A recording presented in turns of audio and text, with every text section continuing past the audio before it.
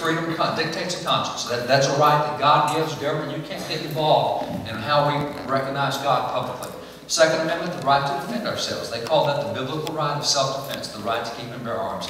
The Third Amendment, the sanctity of the home. That's a God-given right. You go through all the amendments. Fifth Amendment deals with private property. Those are all God-given rights. So government exists to protect all these specific rights. Now, with all these rights, I find it interesting. He says, first, a right to life. And where we are today, we go, man, it'd been really cool if they'd been talking about abortion back then. What makes us think they weren't talking about abortion? See, the Bible says there's nothing new under the sun.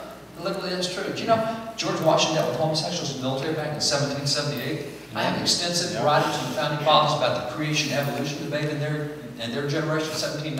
But wait a minute, creation-evolution? I thought that was Darwin, 1859. No. Darwin took 2,300 years of evolutionary thesis and put it in one book. But evolution's been out there 2,300 years before Darwin. Founding fathers had extensive debates, and they were always on the side of creation. Even Thomas Paine, the least religious founding father, went to France and tore the heads off of French educators because they weren't teaching creation science in the classroom in France. I mean, even Thomas Paine was saying, of course you got to teach creation science in the classroom.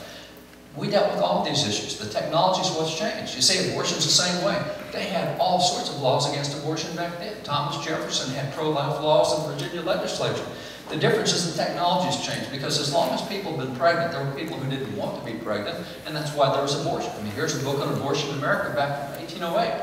So when he says right to life, that's exactly what it meant, and a number of the founding fathers talked about that. Here's John Quincy Adams, for example, who says this. John Quincy says, the Declaration of Independence will tell you that its authors held for self-evident truth that the right to life, there it is, the right to life is the first of the inalienable rights of man, and to secure and does not destroy that right, government should too. They said, first thing government's got to do is protect unborn life.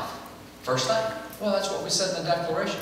You also have folks like James Wilson. Wilson signed the Declaration and the Constitution. He wrote the first law book in America. He actually was placed on the Supreme Court with George Washington for a reason. Look what he taught in these early law books. Real simple. He says, students, with consistency, beautiful and undeviating, human life from its commencement to its close is protected by the common law. In the contemplations of law, life begins when the infant is first able to stir in the womb. By the law, that life is protected. The point is,